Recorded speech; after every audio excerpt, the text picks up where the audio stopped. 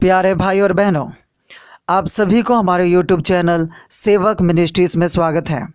और आज का विषय है जाग जाओ सोने वाले क्रिश्चियन। मेरा कहने का मतलब है कि मसीह।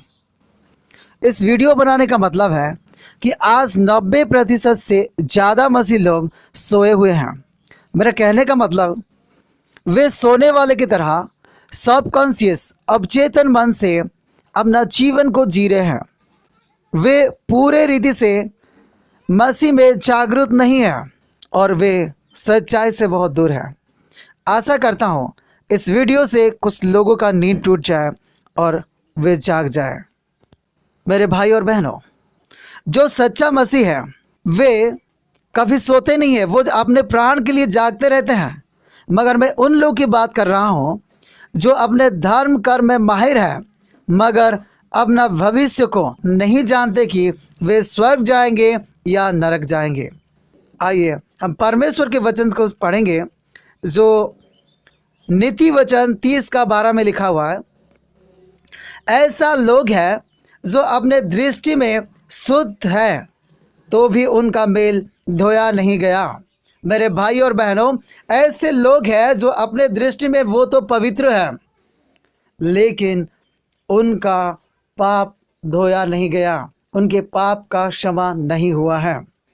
आज मसीह समाज में ऐसे लोगों का गिनती ज़्यादा है जो ना परमेश्वर को जानते हैं, ना परमेश्वर की योजना को जानते हैं, ना वे परमेश्वर को पाए हैं, ना वो परमेश्वर के वचन को जानते हैं, लेकिन वे परमेश्वर के कार्य को करने के लिए तैयार हो जाते हैं और परमेश्वर के कार्य में वो लोग दखल देते हैं। मानो वे परमेश्वर के मन को पाए हैं, वे शुद्ध है और पवित्र आत्मा से भरे हुए हैं। वे लोग खुद को तो आत्मिक समझते हैं लेकिन आज भी पाप में फंसे हैं और समाज में बड़े बड़े पदवी में भी आज काम कर रहे हैं। मेरे भाई और बहनों, ये वे लोग हैं जो भावना में जीते हैं और सच्चाई उनसे दूर रहता है। वे कार्य के द्वारा अपने को आत्मिक और स्वर्ग के वारिस और अपने को खुद को परमेश्वर के दास समझते हैं, लेकिन इनकी दशा मत्ती रचित सुसमाचार उसका 7:22 से 23 की तरह होगा।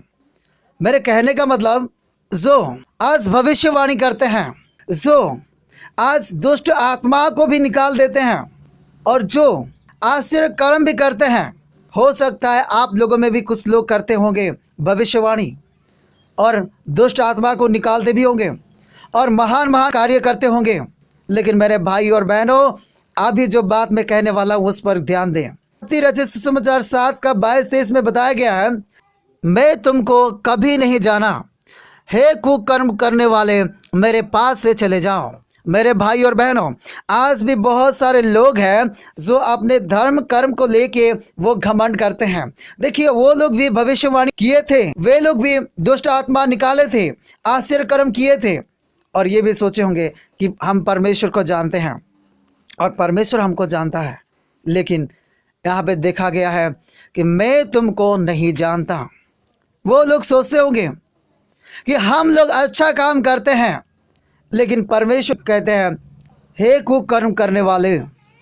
और वे लोग भी चाहते होंगे कि हम परमेश्वर के पास जाएंगे, स्वर्ग राज्य की वारिस बनेंगे, लेकिन उनको कहा जाता है मेरे पास से चले जाओ। और जो कोई इंसान परमेश्वर के पास से चला जाता है वो नरक जाता है। जब वे लोग सोचते होंगे कि हम स्वर्ग जाएंगे। तो मेरे भाई और बहनों, आज मैं आप लोगों से ये कहना चाहता हूँ कि आप लोगों के धर्म के कर्म, ये सारे बातें आपके जीवन में कितना मायने रखता है, ये बड़ी बात नहीं है। बड़ी बात ये है कि ये परमेश्वर के नज़र में कितना कबूल लायक है।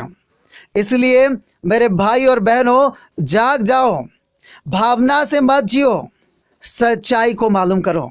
मेरे भाई और बहनों, आप कुछ भी करो, यह तब तक वैलिड, तब तक वो ग्रहण योग्य नहीं होगा जब तक परमेश्वर की इच्छा के आधार पर वो काम ना हो। आज बहुत सारे लोग हैं जो सेवकाई कर रहे हैं, प्रचार कर रहे हैं, कोई तो संस्थाओं के दबाव में कर रहे हैं, कोई तो परिवार के ज़रूरत को लिए कर रहे हैं, कोई तो अपने इच्छा से कर रहे हैं और कोई तो दूसरे की भलाई करने के लिए कर रहे हैं। मेरे भाई और बहनों, यदि वो काम परमेश्वर आपके जीवन में नहीं चाहते हैं, जो काम तुम कर रहे हो व्यर्थ है। मैं आज आप लोगों को ये कहना चाहूँगा, देखिए परमेश्वर बहुत सारे सेवक को चुना है। किसी को तो पास्टर है, किसी को तो शिक्षक है, किसी को तो भविष्यद्वक्ता है, किसी को तो भलाई करने के लिए, ऐसे बहुत सारे काम हैं। यदि हमारे लिए जो है उसको हम छोड़ के जो हमें अच्छा लगता है या जो लोग हमसे चाहते हैं वही काम हम करने लग जाते हैं, तो ये परमेश्वर के कबूल लायक नहीं होगा, चाहे वो कितना अच्छा क्यों ना हो, क्योंकि उसमें परमेश्वर की इच्छा नहीं है। कहने का मतलब है वो काम हमारे लिए नहीं रखे हैं, और यदि परमेश्वर दूसरा काम हमारे लिए रखे हैं और हमें जो करना है वो नहीं करके हमारे लिए नहीं है वही काम हम कर रहे हैं, तो परमेश्वर उससे कबूल नहीं करेगा। तो जो आज आश्चर्य कर्म, प्रार्थना, भजन गान, भेंट प्रचार करते हैं, पास्टर और लीडर बन के मैं स्वर्ग जाऊंगा सोचते हैं, आज जाग जाओ। यदि ऐसे कार्य जो भी आप करते हो, यदि इसमें परमेश्वर की इच्छा नहीं है और आप करते हो, तो ये सब व्यर्थ हैं। इसलिए आपको परमेश्वर की इच्छा आपके जीवन में जो है उसी को मालूम करें और वही काम करें जो परमेश्वर आपके जीवन में चाहते हैं।